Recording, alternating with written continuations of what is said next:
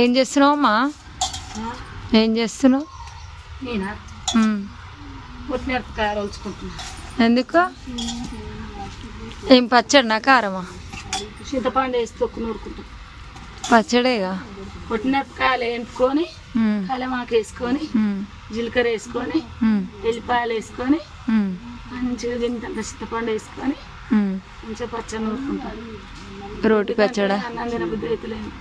మస్తు ఉంటుంది అట్లా చేస్తే. రాత్రి రొట్టె చేపించుకున్నాం కానీ రొట్టె కూడా తినబుద్ధి కాదు. రెండే తిన్నా. ఏదన్నా చేసుకుంటే తినబుద్ధి అవుతుందేమో అని చేసుకుంటున్నాం. ఎందుకు నీకు కావాలా? గోంగూర పచ్చడి అడుగుతురు, 2-3 అడిగిరు. నేను అడుగుతురా?